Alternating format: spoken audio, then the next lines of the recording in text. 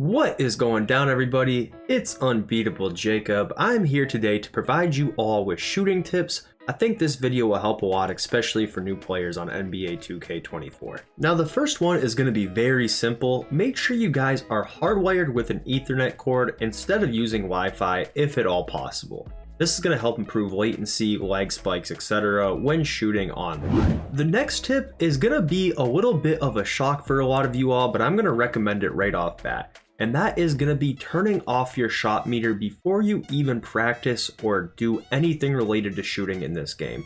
If you go into your controller settings, you will see a spot where it says jump shot meter. I'm going to recommend that you guys turn that off. You get a 20% green window boost by not using it. I know it might seem intimidating, but with the rest of the tips in this video, I think that you will be very happy in the long run that you guys go ahead and turn that shot meter off before you even get started in playing this game. And now you're going to want to choose your shot timing visual cue. So there is going to be four options here. There is jump, which is comparable to very early from last year. There is set point, which is comparable to early from last year.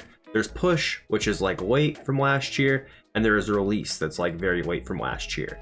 So the first things I want to point out is that jump and release are going to be very, very early and very, very late jump shot timings. I'll recommend not using either of those unless you guys are very, very set on that being what you want to use. I'm going to recommend you either use set point or push. Myself personally, I use set point. I think this is going to be the one that is easiest for most people. Some people will argue push, but either way, the number one thing here is pick one or the other and stay with it. Do not go ahead and flip this back and forth every time you feel like you're starting to miss more shots than usual. Pick one, either set point or push, and stay with it. Don't ever change it, leave it as is, and then learn that. And now this is going to be the biggest tip that trumps every other bit of advice you're going to get, and that is practice it firsthand. If you're here on the home menu of 2K24, you can come down here to play now, go over to 2KU and select the freestyle mode, and that's a great spot to start. Pick whatever player you want to practice with. Another thing, if you're a MyTeam player, you can use your own cards in freestyle and do this as well. So now we're in here with no jump shot meter on and our set point timing activated. So all we're going to do is just shoot a bunch of jump shots and let the rebounders pass us the ball.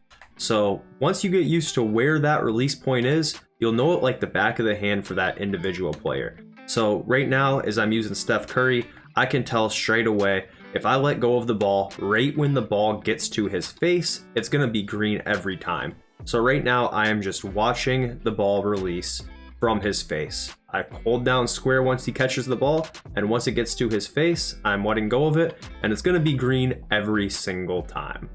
Same thing with Clay. He's going to have a different jump shot animation, but again, if I let go of it once it gets at his face, or right before it does, I guess for Clay, that's going to be green. So as long as you're practicing it, you're going to find these green windows and it's going to become muscle memory. This is definitely the best mode to practice your jump shot. Nobody's guarding you, and it's just starting to develop that muscle memory for each specific player or MyTeam card that you'll be using. Even though set point is called set point, I find for most jump shots, the best time to release it is going to be right once the ball gets towards their face and starts going in that upwards motion for the shot. Another thing to note here, you definitely don't want to be moving your feet.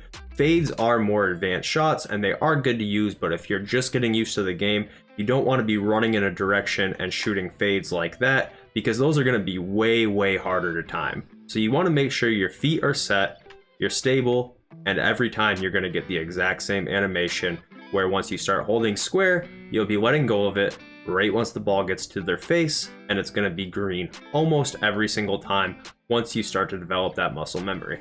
And that's pretty much it. It's all about muscle memory. That's the name of the game here. Once you guys have a lot of practice in, you're going to be better just naturally. Your fingers are going to be used to the certain animations for certain players. And then you can start to mix in, learning how to dribble, learning how to shoot fadeaways, things like that, spin shots, step backs, whatever you might want to do. But just while you're practicing, I'd say the biggest things to do are not only make sure you're connected to the internet in the best way possible, make sure that your shot meter is turned off, make sure that you have a visual cue setting that you're going to stay with. You're not going to change that back and forth all the time. And number one, tip above everything else is practice these jump shots in the freestyle mode. This is going to be the easiest way to develop that muscle memory, shooting repetitive shots with the same players.